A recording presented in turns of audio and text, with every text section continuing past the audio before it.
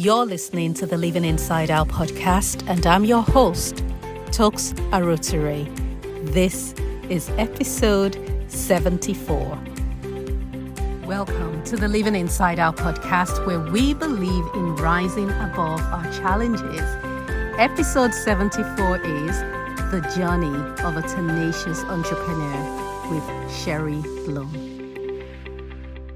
I am thrilled to have my dear friend and sister, Sherri Blum, on the podcast today. I've only just started to have guests on, and I knew this day would come because she is absolutely amazing. Interestingly enough, we haven't met in person, but we feel like we have. We both do. So I'm going to read her professional bio and then introduce her through that. Sherri Blum has an extensive background in design, art, and marketing, which began 25 years ago when she pioneered the field of nursery interior design. Sherri became a nationally renowned interior designer and artist through her firm Jack and Jill Interiors Incorporated. Her designs and line of custom children's artwork quickly became a favorite among celebrities such as the Cake Boss, Buddy Valastro, Mario Lopez, Jodie Sweetin, Tori Spelling, Angela Kinsey, John O'Hurley, and more. Her designs were featured on HGTV, People Magazine, In Touch Magazine, OK Magazine, Extra TV, The Wall Street Journal, and more. Sherri, welcome to Living Inside Out. Thank you for having me. I'm thrilled to be here, and I'm thrilled to be able to speak somewhat face-to-face with you. Yes, honestly, this is a real joy. I have looked forward to this day forever. I mean, I would have loved it if we were physically in person, but we thank God for Zoom. So excited to at least see your face and still be able to have this conversation. So yes. I have to tell the people how we met or how I even got to know about you in the first instance. So as you know, dear listeners, I used to run a baby furniture company in the United States in Atlanta, Georgia. Moved over there. My husband and kids and I, we all moved there on an adventure. There we were thinking, hey, we're going to go in there to live the life. And everything was great. It was wonderful. And that was how I got introduced into the world of interiors, because I purchased a beautiful baby furniture store. And Sherri was known or is known in that space of high-end nursery interiors as royalty. Like I think it was only your name, Sherri, and what was her name? There's another lady. There's only other two. You were one of only two people that I'd had ever heard of that specialized in nursery design. And I thought that was so cool and so different. So how did you even get into it, Sherri? Well, thank you for all of that wonderful intro. I don't really think of it to that level, but thank you for the great intro. I kind of stumbled into it, honestly. I had always been a very artistic person. When I was little, I was always doodling, and we didn't have much in the way of money, but my parents, whenever they would buy me a gift, it was always a pad and some pencils or paints and a canvas. So they really nurtured my artistic side. Mm-hmm. I had decided when I was in high school at one point, I wanted to be an interior designer and I was going to go to art school, but my life kind of took me another path. I actually was given the advice not to get a degree in design at that time by my aunt who had a degree in design. Oh. And she basically said, it's difficult to get work sometimes. And this was back in the 80s. Mm-hmm. And so she said, get a degree in something you can fall back on, because if you've got a natural talent for design, you'll be able to do it. You'll be able to learn it and do it. Right. So I went to school for education, secondary education, social studies, and I got my degree there. And it was great because I was able to make a living there for a while. But, I loved design and decorating. So I just started decorating for some neighbors who would ask. They liked my home, and things like that. Mm-hmm. So it kind of took off and I started my own design company, a general design company. And I found that whenever I received a call to do a child's room, which was rare, mm-hmm. but when somebody wanted a mural painted or a baby nursery done, I would get super excited about that. Like more than, where I couldn't sleep at night, and just thinking about how I can get more whimsical and paint murals and, paint the ceilings and all sorts of fun things. And so I kind of did a few nurseries, and I thought, this is all I want to do. Mm. And there were some naysayers. I told people I was going to specialize, and people would say to me, well, the money's in the kitchens and the bathroom remodels and the living rooms and dining rooms. And they thought I was crazy to specialize in something so minute as a child's room. People don't spend money on their kids' rooms. That's the last place they spend money, is what I was told. So I just said, I'll go where the money is. I'll go where people are willing to spend it. And if that means I drive into Manhattan, I'll drive into Manhattan, you know? So I kind of just threw it out there, threw up a website, and before you know it, I was getting calls, and it took off from there. And I had to start walking the walk and talking the talk pretty Yeah. quickly. And I didn't look back. And that evolved over the years into my line of artwork. I Yeah. had briefly a line of bedding and rugs and things like that I developed. And Oh. yeah, so it kind of went in a wave. I started doing the nurseries, and then whenever I would paint something special for the nursery, I would get calls for reproductions of that. I Mm. started making reproductions of the artwork and things like that. And that kind of took over for a while. And then I kind of had to license some of those things so I could get back into design, which is what I really wanted. But it's been a fun ride. Wow. That's so, it's so inspiring, because the fact that at that young age, you were advised, don't get a degree in interiors, but somehow in interior design, somehow you managed to still keep that fire burning, despite going through a degree in education and doing all of that. You still had the courage to go for what you really wanted. And I love that, because it means that the podcast is called Living Inside Out, because I truly believe that if we're going to have any form of impact on our environment, on the outside world, it has to begin from the inside. And it means that you start by listening to who you are on the inside and what you truly desire. And regardless of what's happening around you, you go for what you truly want, because it brings you joy. So I find that so inspiring. And I remember Oopsie Daisy. So you had your art with Oopsie Daisy, didn't you? I did. And I still have a few pieces with them.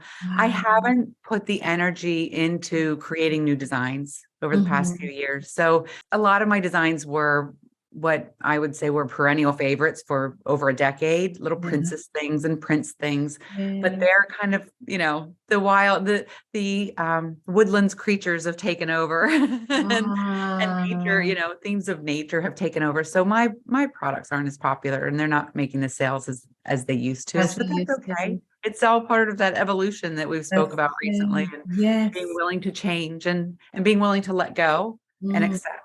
exactly. I agree. Absolutely. The world is changing, things are, that is a lesson, like, we're talking about recently, that I have only just accepted. I'm in that season in life where I'm learning about acceptance. And when I think about what I was doing prior, I think I used to look at life in a very polarized form. It was either very good or very bad. So if it's not very good, then it means it's very bad, and there is no in between. But I find myself in that in between phase of life where I have to accept that the negative is very much a part of life, and it's not necessarily a bad thing. Like, you can grow through challenges and you can evolve through challenges, as opposed to sprinting to the finish line and just like, you know what, I can't wait for this season to be over, which has been how I've typically done it. So I can see how, but I think about your other businesses as well, and how you've just evolved. So even though you're not doing as much interiors or art as you used to, but then you've moved on to other things, haven't you? I have, and that, as you mentioned, those seasons of change are difficult. And I had a really difficult time putting Jack and Jill Interiors and my nursery artwork line on the back burner. And there was a time when I felt like I had to keep producing, even Yeah. though maybe life was so busy, I really probably shouldn't have been, where I would sit and paint and sit and paint and just create new designs, because I wanted more artwork out there. I wanted to sell more. I wanted my artwork on every nursery's wall, and I was young and Yeah. much more, I don't know, more focused on success in a different way than I am now. And I No. don't really know how to explain that, but other than I felt for a time as if the world would forget me if I stepped Mm. back. And I loved my place as a nursery designer. I loved the fact that I had kind of been at the forefront of something that people hadn't done previously. You Right. mentioned the other designer. It was probably Shalina Smith, Gaga Design. Yes, it was. It I was love Shalina. Shalina. It And was Lena, yes. yeah, oh my gosh, she's another beautiful soul. If you haven't really met her, you I should. haven't. We've She, chatted a couple of times on Instagram, and I remember she did P. Diddy's twin girl nurseries back then, nursery room back then. I yes, she think. did. And then Yeah. Tyra Banks did a show where she replicated that nursery, but used my artwork in it. So it was Oh really kind of cool. And my yeah, so kind of God. like, how can you do P. Diddy's nursery on a budget? And so Shalina did that with her. And it was really, Oh. Shalina is just a really inspirational person. So I do Yeah. recommend you. I have to reach out to her and talk to her for sure.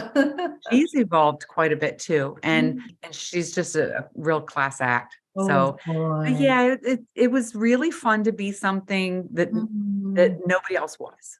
You know, that was I held Mm. on very tightly and dearly to that, and I was in my 30s when I Mhm. was doing all of that. So, as time went on, and I realized that I was letting other things go in my life that I shouldn't. I was kind of a stay-at-home mom with my boys, but they were growing up so quickly and their father was not around much at all. Mhm. So I felt as if I was dividing my energy too much, but I Mhm. kept driving forward with my career because I kept thinking, well, my kids aren't going to need me in a few years. My kids are going to outgrow me. They're going to go to high school and they're going to be involved in things that I'm going to be home bored to death and missing my kids. And I need to have something else. So I was so ambitious in continuing to build it that I feel like in some respects, Yeah. while I was there physically, sometimes I wasn't there mentally Mm. when we were having family dinners or family time.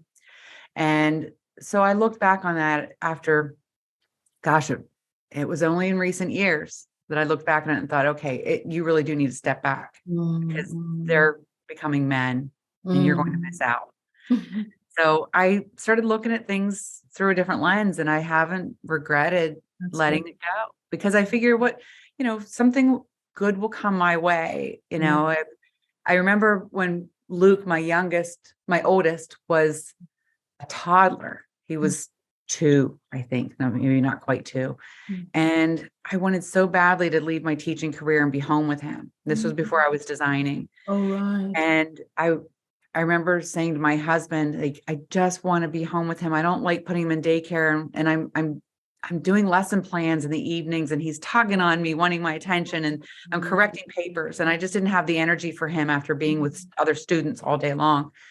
And I said to my husband, I'll do anything. Let's sacrifice whatever. Let's get rid of cable television. We'll get rid of everything. Turn off the lights. I don't care. I want to be home. So he said, okay, you put in your resignation, and I'm not a quitter. So I finished out the school year, but I put in my resignation to end with that school year.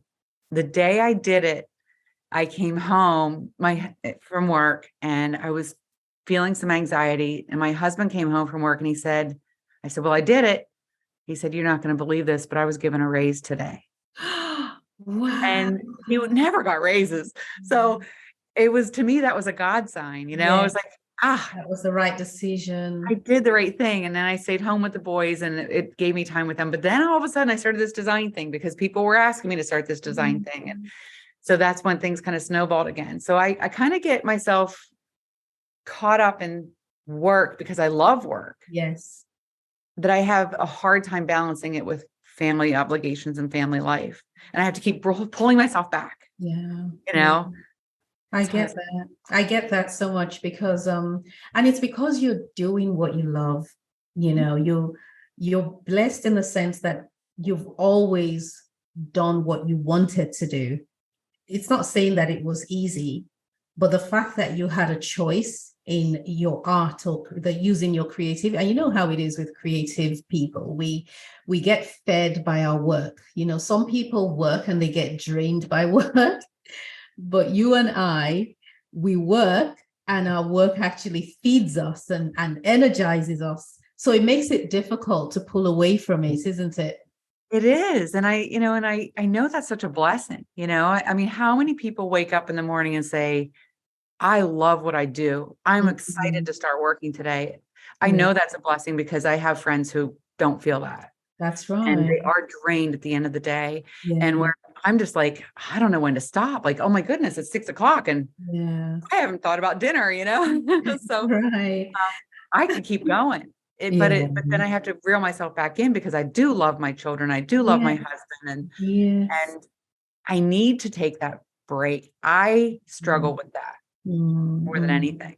Yeah, I hear you on that. It's a real thing. I had a season where and for me that brings could potentially, at least for me, was bring causing me to get into a state of mom guilt. As I worried that I was leaving, ignoring my children or ignoring the family. And I did this thing one day, and this was literally the Holy Spirit helped me and said, okay, you know what, because I felt like I was dropping all the balls, and I felt like my whole life was like a pile of balls left on a table and everything was falling off the table. And so got this idea to categorize my life into 5 different areas. And I had a piece of A4 paper and I drew 5 lines down from the top to bottom. The first one had home, no, had house, not home. The second one had family, and then there was the business, then there was my writing, because that's an important part of me, and then there was me. And the idea was to make sure was to really think about, have a brainstorm session and think about what's the minimum I want to happen in all of these areas to say that I've done something there. And my intention was to actively make sure that I was picking something from the list and doing something every day so that I would have some kind of balanced life. But what ended up happening was I began to notice that I was doing a whole lot in all of these areas, even though it didn't feel like I was. So, for example, I'm going up the stairs and I see some child has dropped their toy on the floor or their sock, and I pick it up and I'm like, that's it, I blessed my house today. Someone comes back from school and they're telling me about their day, and I'm stopping, looking the child in the eye and listening and hugging them. That's me blessing my family. Every time I made a meal and we all had a successful dinner that day, that's me blessing the family. So I noticed that I was doing a whole lot in those areas, but I just wasn't acknowledging it. So I'm sure that even then, where you feel like you may have been being pulled away from work for so much, there was so much you were doing too, but possibly not even acknowledging that area. Would you agree? I do agree. It's great whenever you take a moment and you ask your children, what do you remember most? Or what was your fondest memory of middle school or high school or our family vacations? And, Mhm. I try to do that every once in a while with my sons. I have 2 sons and they're both grown men now, 29 and almost 24. And Oh, it's, it's funny the things that they hold on to that you don't think it's going to be, you might think, oh, it's the trip to Disney or it's the expensive, elaborate vacation or whatever. But no, it's things like every Sunday we would, go fishing or the weekend that we all just went to my parents' farmhouse with no television and, talk to them for a weekend, or the wow. little things like, just reading a book to them when they were little, or one time when the boys and I moved out of their father's home and we moved back to Pennsylvania to be close to family when we separated, we Mhm. lived in a little bit of a rundown house. It was a house that my brother had owned that was, had been a beautiful home in its day, but he'd used it for a rental for a while and he kept it nice, but it wasn't like the home we had in the Right. suburbs of Baltimore. It had one bathroom, things like that. And I remember, my boys, when we went to look at the house, it kind of needed some painting and we're looking around and the bedrooms are small and there's one bathroom, and we'd moved from a house with 4 bathrooms and Wow. we're looking around and my one son says, well, Mom, what if we all have to pee at the same time? Oh, You know? goodness. In the Oh. backyard, you boys go out there. I kind of teased Yes. them and I said, listen, we're not going to sweat the small stuff.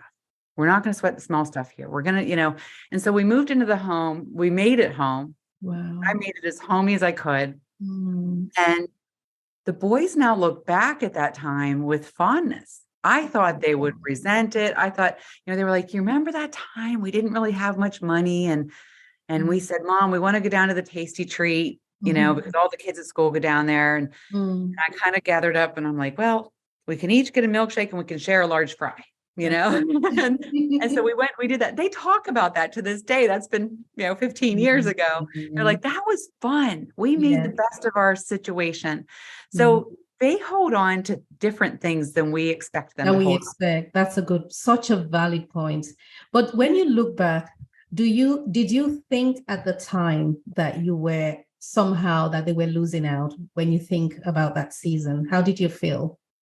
I did. I felt a lot of guilt because they were young enough. My one son was in elementary school in the 4th grade. My other son was a sophomore in high school. So there's a 6-year gap between them. So it was kind of difficult because I felt, I had to take them away from their friends.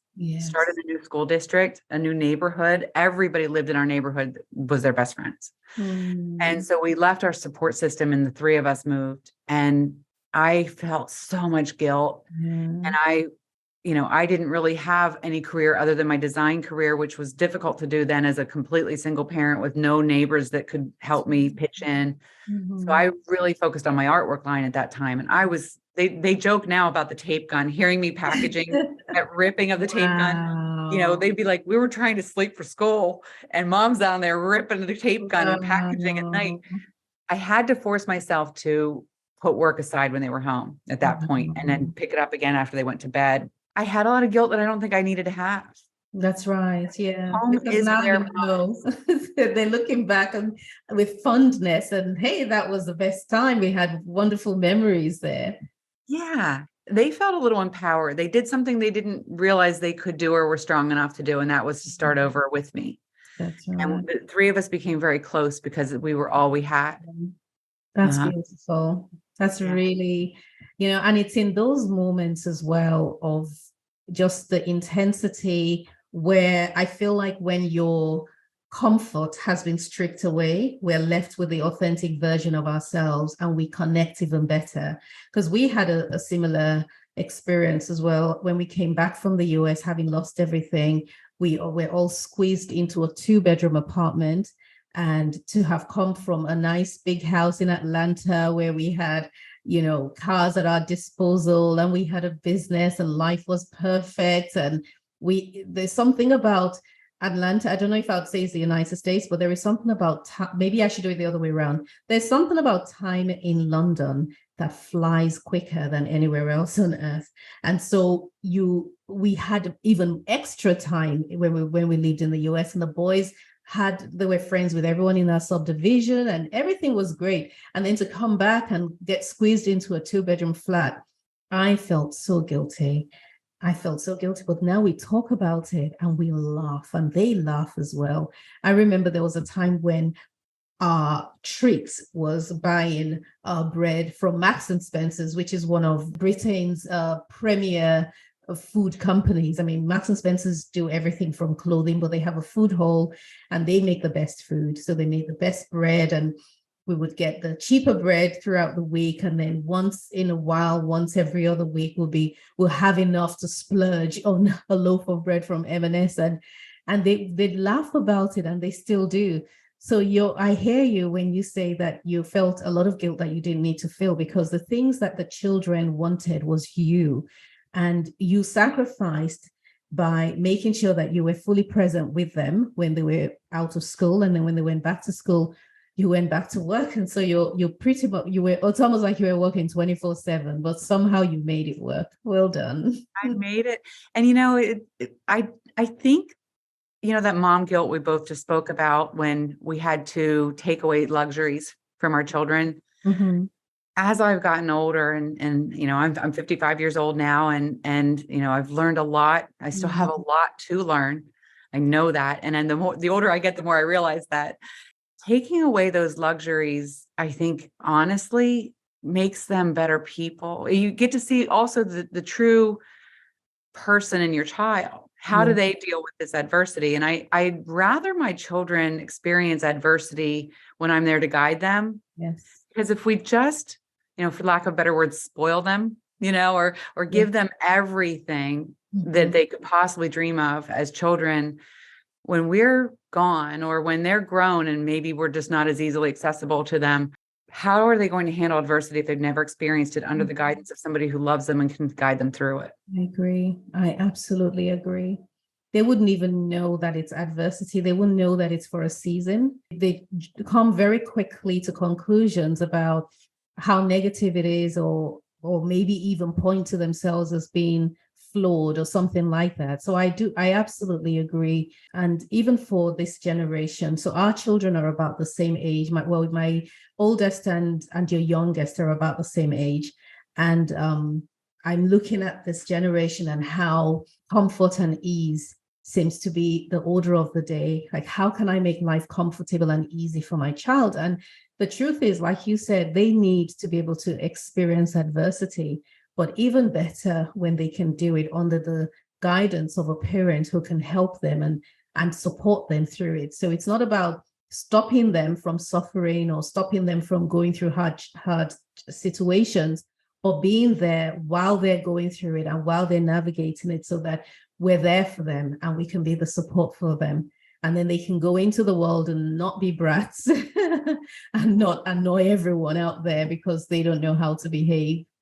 Yes. And our ultimate goal is to prepare them to leave us. Mm, And to go on, and live their lives. And, yeah. I know there are people who I hear them say, my child is my best friend. And I think about that word a lot, best friend. And, I want my children to love me and depend on me and look to me for advice, but I want them to have other people as their best friend, That's right. I love that. because I shouldn't be their best friend. I should be their parent. I should be a friend. I Right. should be their parent first and foremost. That's a completely different relationship. And Mhm. I feel as if we make our children too dependent upon them, or we put the pressure on them to be our best friend, Mhm. they won't spread their wings and go on and live their life the way they should live it. Yeah. So as much as we want to hold on to those babies and keep them close, I'm learning that I have to prepare them better to let go. And they'll always come back. You raise them right, they'll come back and They'll spend come time with you back. and seek Exactly. your And guidance. it's not like they're swapping one relationship for the other. They can have a parent and have a best friend somewhere else at the same time, build relationships with people and have a unique parent-child relationship with us as their parents. So Yes. yeah, I hear you. So what sort of challenges have you faced in your business journey? Because I know you've also got Bourbon Cowgirl, which I saw you had put on Insta. Was it on Instagram or Facebook? And you said something about getting back into it or resurrecting it. Or did I dream that? No, I did. I did. Yes. Okay. Yes, she's coming back like a phoenix. Yes, that's it. Exactly. And I thought, oh, I'm so glad I'm here to watch how that's going to play out, because just judging from your past businesses and just your personality, and I'm really being inspired by you, Sherri. I've got to be honest, because as you're speaking, I feel, I'm in the middle part of my business, the baby cut shop, and it's been a very interesting last few months where I've been like, oh my goodness, can I even handle this at all? But hearing you talk about your business journey and how you manage to juggle family life and everything is giving me a fresh wind that I desperately need. So I'm excited to watch Bourbon Cowgirl. And I think I'm just going to watch you and use that journey as my inspiration to keep going as well. Well, So, thank you. I think you give me too much credit. no, I'm I felt not. the same about you, and that really your journey in faith has brought me back closer to God. Oh, Because wow. you send out these, even just these quick little quips, on an almost daily basis, and or you talk about life in a way that a lot of my friends don't. You really have a lot of insight and I don't know. I just feel like you're a very, very wise woman, very Oh, wise thank woman in so you. many aspects of life. And if you're struggling, in some way with the idea of your business or something with your business, you've got it. I know you got it. Oh, And thank you. because you have such strong faith. and you have a good support system. And I think that's number one. We have to build that. And I for a while, I neglected some of that. I kept thinking, oh, just like right now, I neglect exercise. I neglect myself. You talked about the 5 different columns you put on that paper. Yes, I yes. forget about my health. And I keep thinking, I'm still young, I'm vibrant. You know Well, what? I hit 55 last month. I'm thinking, oh my But goodness. you look so amazing. And that's where the deception comes in. It's like you're looking in the mirror, you're seeing this chick who looks like she's in her 30s, and you feel great, and you have ideas, and you started the kayak jack, and goodness knows what else you're planning on starting, even as we're speaking today.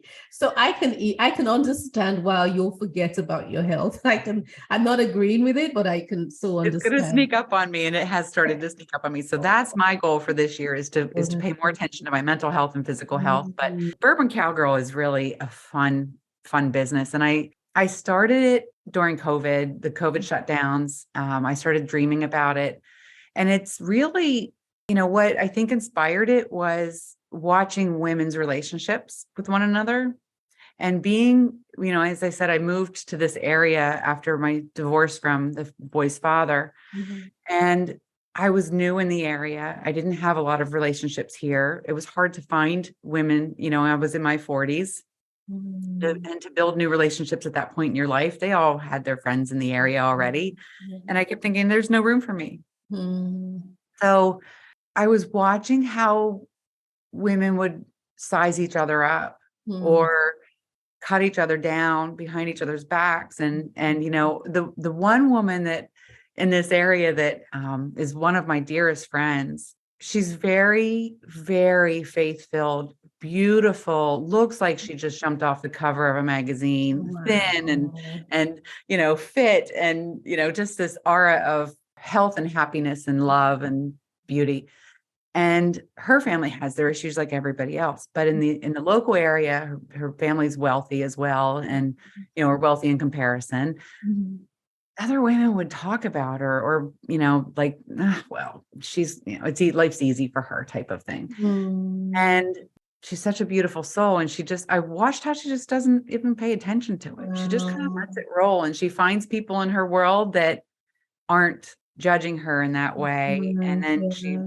So we became friends over time, and I started thinking about that. And I thought, I need more women like her in my life. Right. Yeah. Women who don't gossip, women who don't put each other down. And so I started celebrating that a little bit. And I really built this great little tribe around me of women like that.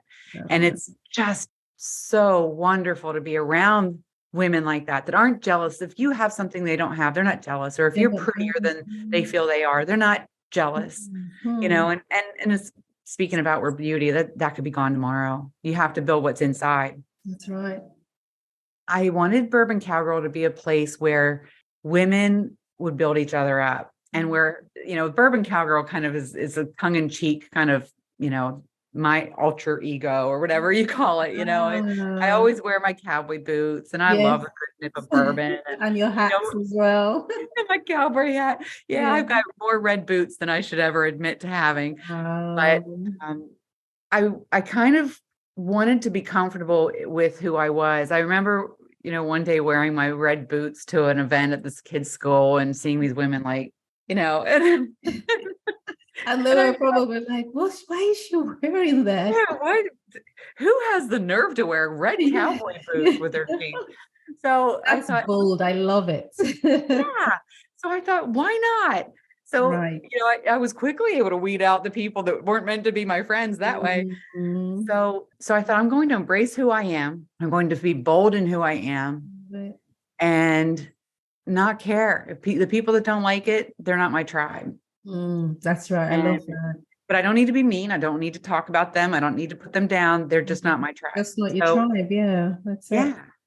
So it evolved from that. And really I like to sell fun little things, gifts you would give your girlfriends. I know when I get together, in fact, this coming weekend, I'm going away with 5 of my friends, some of my best friends from college. And we go away every spring to a little lake house. Nice. And we celebrate life. We cry, we laugh, we pray. And it's really good for all of us. And just to be able to to be together is great, but we all bring each other these little gifts, and so I know that I started to notice that women love to give each other little gifts for no reason at all, That's you right. know?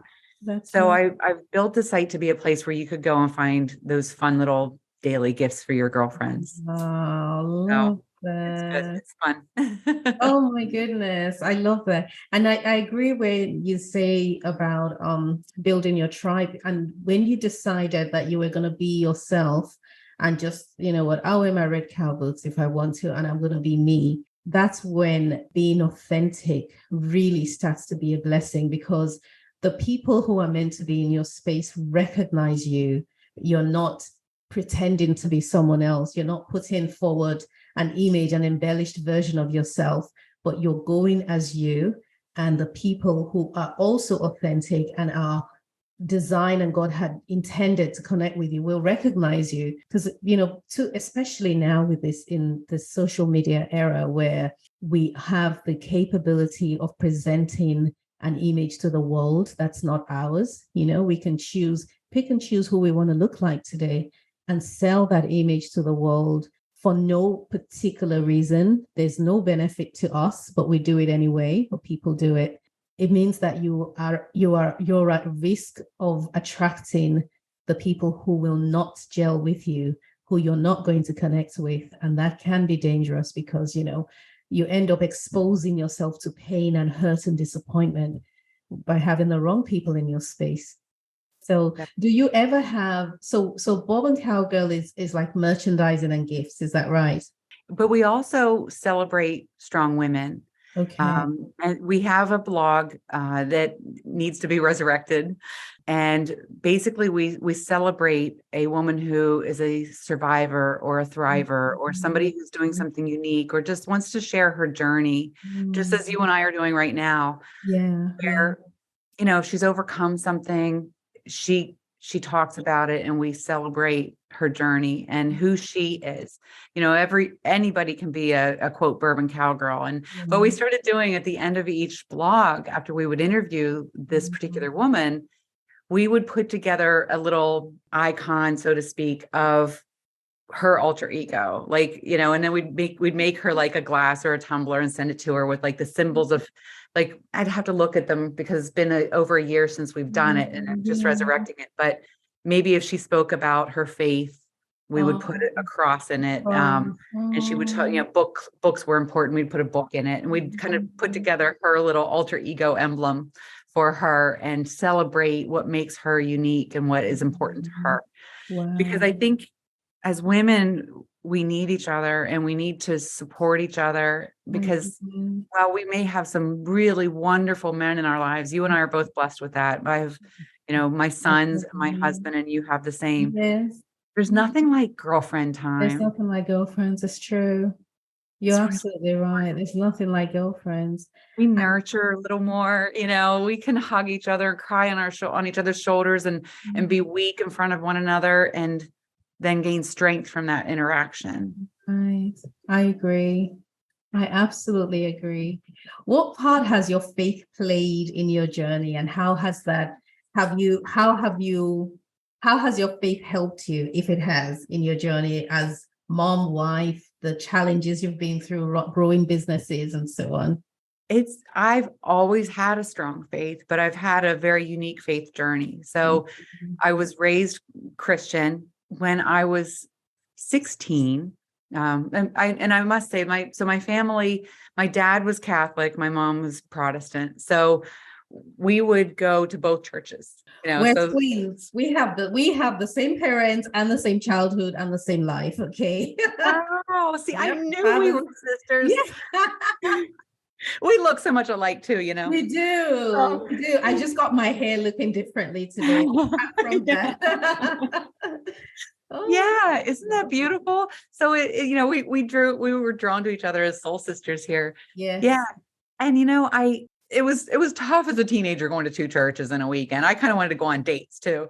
Right. So, it's like, how do I reconcile this? Oh, I can't go on a date because Saturday night we've got mass, So I go to one Saturday night, one on Sunday morning. And then at about 16, my mother says to me, I think I understand the Catholic Church enough Okay. to want to convert. And she Oh, said, it's up to you if you want to or not. And I said, yeah, okay, I'll do it because I respected it. And, at the end of the day, there are a lot of varieties in the way it's practiced, but it's all that's still right. Christianity. We all still believe in Jesus Christ as our savior, right? Absolutely. And Absolutely. so we converted. Started going to the convent after school Okay. on Wednesdays. So I'm walking from the high school to the convent after school to learn from Scottish nuns how Wow. to be a Catholic. And so I got teased a lot, Wow. and people were teasing, oh, she's going to study to be a nun. I was thinking, I That's don't. so brave at 16. Yeah. It was quite interesting. But I embraced it. I loved it. I went through the sacraments and converted and was married in the Catholic Church then. And I was very involved in the church. Mm. I joined the Ladies' Sodality, which is, they've made rosaries for third world countries and cleaned the church and all sorts of fun stuff. So I was like 40 years younger than the youngest member. It was kind of funny. I was the only young one there. But I fed my soul a little bit through learning from the older women in the group. So that was really great. But as time went on and I went through a divorce, things changed there. I Mm. still love the Catholic faith, but it was difficult because, I couldn't enjoy the sacraments anymore because I had Oh, yeah, divorced. because oh my gosh, that's true. That is so true. Wow. Yeah, but it's okay. I've stayed strong and true to my faith. Yeah. Um, and what I've done is I've basically, I've started going to Christian church, local, Mhm. Protestant church, and I really do enjoy that. I don't go every Sunday. I'd like to, but I Mm. really enjoy it. And I enjoy celebrating God with other people. Yes. I've kind of always held myself to this kind of concept that when something comes into my life, something's presented to me, that I'll pray about it and I will pray for God's guidance in it. I'm not going to try to force anything. And I think we mentioned this the other day when we We do. spoke. When Yes. something wonderful comes along, like an opportunity for some notoriety, at one point, HGTV Canada was courting me a little bit and talking about doing a nursery design show. And I prayed about it because I was really, really busy at that point in my life with my family. And I had put Jack and Jill Interiors somewhat on the back burner. I was still doing it, but I wasn't as active and I Exactly. wasn't Yeah. pursuing new clients. And Mhm. this comes along and I prayed about it. And I said, if this is good for my family, if it's healthy for my children, Yeah. let it be, let it happen. If it's not, please put up the roadblocks, God. I need the roadblocks because I will keep plugging forward until I see Mhm. that you don't think this is good for me. Wow, love that. So I approached life that way and it didn't come my way. It didn't happen. And that's And great. you're fine. Yeah, I'm fine. I mean, Yeah. I don't need to be a TV person, I just don't. It's not something I ever sought out. If it would Mm. have happened, great. I would have embraced it at the moment, but it wasn't healthy for my family. I trust that God took me down the right path Yeah. and took it away. Absolutely. Do you know what? It to me, Sherry, if it sounds to me like from when you were in your mother's womb, right? You knew yourself. Like you just seem to have always known yourself. I'm heading to 50. My big 50 is this year. I'm coming to terms with that. And I feel like it's only now that I'm really recognizing my own voice and knowing who I am to the point where I've got the courage to show up as me. I feel like it's only just happening to me now. But with you, when I think about from when you decided you wanted to, even though you were advised at that young age not to do an interior design degree for good reason too, but you still went ahead and did it. And then you somehow knew that you would be okay raising your two boys and you moved across the country to go live somewhere else with them, even though you were going to start a very different life from what you had previously. And then you recognized when you needed to pull yourself away from work and spend more time with the boys, and you navigated that as well, even though you were not doing it in a beautiful mansion. Somehow you did that. And then you go into this neighborhood and you see all these school moms and you're wearing red cowboy boots when everyone's wearing brown stilettos or trainers, and you're comfortable doing that again and all of that. And so it seems to me like you've always had a good grasp on who you are and you've always trusted yourself. Would that be true? Do you see yourself that way? Somewhat, but not completely. So I feel like I've always wanted to be unique, and I've always just wanted to act and be, who I was, as far as like wearing the red boots and being a dirty little, tomboy growing up. But I've lost touch with myself a lot too. I've had, gosh, a decade where I almost feel like it was just completely lost to me. And I fell into deep depression because I was trying so hard to make a second marriage work and a blended family work that didn't work. It just didn't work. And for numerous reasons I won't go into, but it was such a dark decade for me. And I lost touch with myself, my faith, my belief in myself, and I just became a puddle. And so much of that time is a blur. And it took me a long time to crawl out of that pit and build myself back up. I had a lot of good friends. And actually then at that point, after that second marriage dissolved, we were still going through kind of a bit of a difficult divorce. But I met my husband now, Art, and he was in a bad place. I was in a bad place. We became best friends. We were best friends for several years before we ever thought about being romantic. But I had his support. I had the support of my parents. My parents are very grounded in faith. And my dad in particular, he's always raised us to have an I can do it attitude. I can do it. If I dream it, I can make it happen. He was a dreamer and he always had that attitude. So I think that that's seen me through a lot when it comes to building the businesses. But at the end of the day, I think I've had a real roller coaster of a journey with embracing myself and treating myself with the respect that I should be. So while you see one thing, and of course a lot of people see all this public persona, there's a public persona that people see because you don't want to air your dirty laundry on social media, but you don't want to be false. And that's where you walk a fine line too. How do I balance being my authentic self on social media with, also doing what's necessary to build my business, That's right. Yeah. I think you do it so well, though. I really do. I've seen the things that you've posted on social media, and I just feel like you have a really good balance. And I know, obviously, no one's life is perfect. We live in a fallen world, so we are expected to have challenges. I also don't believe that we're supposed to be sharing all of our private business out there anyway. So anyone who has an issue with that and feels, hey, she needs to tell us a little bit more about how imperfect her life is, they have issues. Exactly. Yeah. No, it's a great balance, I think. It is. And I think, what you've been sharing with people as far as your faith journey and just, I don't know, you post such beautiful thoughts and positive messages to people. I think that's so much of your calling. Thank you. It really is, because it makes a difference to me. Like like you said, we've never met in person, but I wake up in the morning and I usually lay in bed and I scroll through some things and I look for you because I know there's going to be a positive message, and that positive message can give me something to take into my day, That is so nice to hear. Honestly, it really is.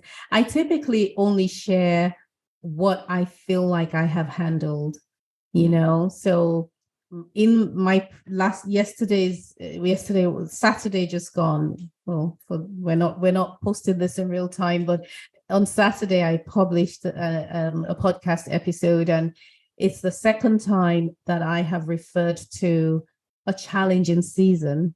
But I'm not ready to say what that challenging season is, you see. But I'm sharing some of the lessons that are coming out of it, like the fact that it hit me one day. Who told me it was supposed to be easy? Where I felt like I was fighting and trying to force God's hand and force the whole situation, and I was labeling it and saying, this is wrong. I shouldn't be going through this. And the question came, who told you you shouldn't be going through this? Where did you get the playbook that said your life was going to be perfect, and when things were wrong, then it needed to quickly be corrected? And that's kind of where when I said about learning about not having a polarized view of life, I didn't realize that I'd had that. And now I realize that I've had a relatively good life, but then when trouble shows up, I think, no, I'm not supposed to have trouble. I'm designed to have a good life. And God is showing me now that, no, you are supposed to grow through the trouble, not change it from bad to good. And so I feel a sense of responsibility in a way to share the life lessons that I'm learning, because I've already been through it anyway. So of what good is it to me if I hoard it and not share? Does that make sense? Yes, yes. And isn't it, I was thinking about how after these hard times or after these hardships and we come through it and we look back, then we can see, or if we're open to seeing it, we have to be open to seeing it. We can see God's hand through the whole thing. Yes, you know, so right. like, and so I try each, even just a little odd happening, something unique happens in a day that doesn't typically happen. I think, okay, was that a God message? Was that a little God sign? Was there something in that I need to pay attention to? So I think back, and I was raised kind of Catholic, so we don't quote the Bible much, but it's having God childlike faith. There's a scripture, having childlike faith. I remind myself of that a lot, because as a intellectual person, we can talk ourselves out of believing so easily. And so I don't allow it. I don't allow those thoughts to come into my head. And I think every day I look for God's hand in something, and in the moments. That's really been something I've done, I think, most of my life, at least my adult life. I look for the signs because they're everywhere. But they're not always big. Yeah, but you recognize it, right? Because you're looking for it. So you have a mindset of expecting God to speak to you through something, somehow. I really love that. Wow.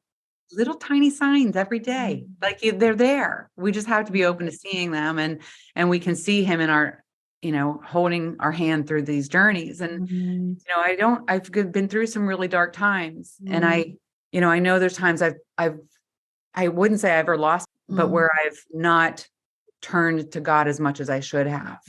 But I've never been the type to say, oh, where were you, God? I know he was there. And then I look back on those dark times, and I can then clearly see in hindsight when he was there, and how he was there for me. And so I try to live my life with that childlike faith.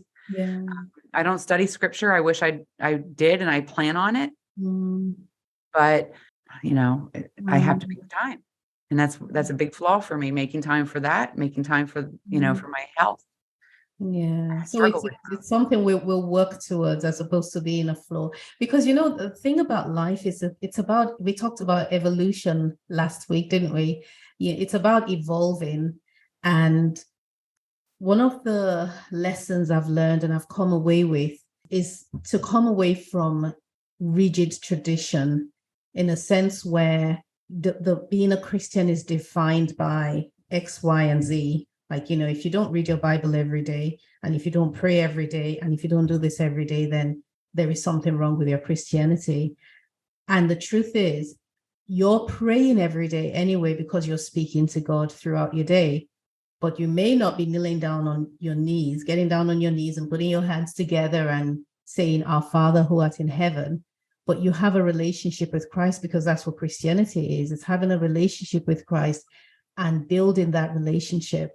And God continues to work in you, and he continues to take you down the path and bring you to a point where now it's time for you to put my word inside you, because my word is life. And it's not a matter of it's a sin if you don't read the Bible or anything like that, because Jesus has paid for the sins, period. But it's my word will even help you more than I've been helping you thus far in your journey. So Yeah. Oh, wow. I feel like we should start Bible study together, Sherri. I know. I would love that. I would love that. We should. We should do something together. Are you going to consider, do you journal is what I need to ask you next, I actually. don't journal. And I used to write poetry. I used to put my Oh, thoughts into poetry. And I did it as a child. I was always sketching or writing poems. And I'm much like my aunt Beverly, who passed away a year and a half ago. She was just somebody I just held on so tightly to. She was very faith-filled and very artistic. She wrote poetry too, but I stopped writing poetry when one of my cousins died. And I remember thinking, I can't put my words onto paper. wow. I left it. I don't know. I just kind of left that part of myself behind because it was just Behind, such a really? devastating. I felt like I wanted to get it out, how I felt about my cousin's death, and I stopped writing. Wow. Would you consider starting again? I probably should. I probably should because it was a big part of who I was, and it was a beautiful way to get my thoughts out. Yeah. I have thought about art therapy because I do enjoy painting, and I've started painting again, not for licensing like with Oopsie Daisy, but more for my personal For enjoyment. yourself. Oh, wow. Yeah. And I've painted, I usually paint very happy scenes, very light and, florals or things like that. I've Somebody once said to me, and it was actually a counselor when I was going through my second divorce, and I was going through a really rough time and trying to reconnect with myself. She said she did some art therapy, and she said, paint the ugly. Oh, She said, interesting. go spend some time and paint what you feel. Even right now, thinking about it, I'm tearing up. I don't know if I can do that. And Wow. yeah, I know, like it's a very powerful thing because painting is my therapy. Yes. So whenever I'm painting, every stroke of the brush, that's all I'm thinking about. So the rest of the world melts away. All the cares, all the worries melt away. And a lot of people do meditation. I've just started doing meditation with my oldest son, and the Mm, cares melt away then. So mm, painting is like meditation for me. So when she said paint the ugly mm. feelings, I haven't done it yet. And here Wow. I am. I'm Well, like, how have you dealt with how did you or I should maybe in present tense as well, when you have ugly feelings or thoughts, how do you process them? I I probably ruminate more than I should, Okay. and that's something that I've been trying to do less of because a lot of the situation that I was dealing with isn't logical.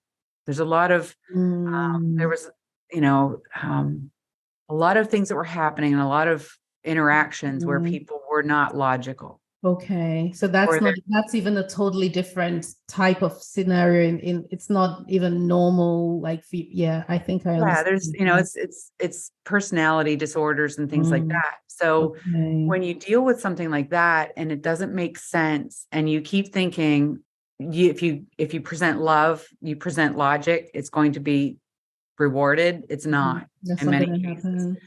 So I ruminate sometimes over, well, why didn't they understand this? Or why didn't this make sense? Why didn't this change? I gave love, I gave Mm, everything, and it was never given back. yeah. So I think I'm still learning how to deal with those feelings. I'm learning to let go. And I Yeah, have done really well over the past few years, but excellent. even in my journey, I'm seeing growth on a daily Oh, basis. that's So that's beautiful to good. In the hear. right direction. I'm moving in the right You're direction. moving in the right direction. That's really what matters. I think that we, as humans, we always want to come full circle and we always want to understand why things happen, why people do what they do, and leaving things with the strings untied. How do you say it? So tying up with the loose ends dangling is doesn't sit well with us, and so that might be why we sometimes like, okay, this doesn't make sense. Why didn't this happen? Why didn't that happen? But that's the great thing when I think about God somehow, and even just literally a picture of you came to mind now, in the palm of God's hands, and there you are in the middle, and it really doesn't matter what makes sense and what doesn't make sense. You're in his hands, and that's all that matters, and you're safe. So that was a very unusual one. I don't normally see pictures of people, but I did. Thank you. I wish I could draw. I would have painted it. Really Well, pretty. maybe that's something we should do when I visit you. Yes. Oh, Yes. yes. You have You'll to just come with teach some me. watercolors and we'll Oh. we'll have some fun because there's no right or wrong. Mm. We know, again, if you paint for others, you're never going to be happy with it. If you paint That's for you, for me. Yeah. paint for you. And like, I have a little painting on the wall over here. You can't see it. Well, actually, the one Oh. behind us, if you see that, Oh. I painted, that's my favorite childhood spot. It's Oh a my little God. waterfall. Really? And it's back in the woods behind my childhood house, which Oh doesn't my exist anymore. God. But I painted that because I painted it for me. I don't care if anybody else thinks, oh, it Likes it doesn't. or not. Yeah, yeah, yeah. Yeah, paint for Oh, you. And I have to start. yes, we'll do it. I want to help you with Oh, that. bless you. Thank you so much. Yeah, it'll be fun. Okay. Oh my goodness. We've been talking for an hour. Can you believe that? And I have still had so many questions I wanted to ask you, but we'll have to do that one in person. Oh, we will. So I want to go back a little bit to Bob and Cowgirl. Would you consider doing a podcast? Because I think it sounds like a thing I would love to be a part of, but I'm all the way across the pond. So here's my thought. I love the idea of the blog and everything, but maybe do like a podcast or do even like Zoom meetings, Yes. What do you think? I do. I want to. And I was thinking, and when you and I did the Instagram live and now this, and I now know how it's done, as Yes. I've never done these before. So I was thinking maybe my Bourbon Cowgirl of the Month, which you will definitely be invited to be a Bourbon Cowgirl of the Month, and we'll do your interview. I was thinking we could do those with Instagram lives or something like that. But I also, one of my intentions is to gather a little tribe Yes. of Bourbon Cowgirls and have, if you've been part of the Bourbon Cowgirl of the Month, then you're part of the tribe. And we could do it maybe even every 2 months or even, whatever, have a little virtual happy hour, Right. and Exactly. just catch up and talk about, celebrate each other's accomplishments or talk each other through the downfalls and, kind of make our little tribe of people from around the world who can kind of coach each other through life a little bit, because I think that's what we need. I agree. And learning from each other's experiences, because no one's going to have all the experiences, but if we put our little bits together, then we can get a more rounded view of life and also draw strength from one another as well. Yes.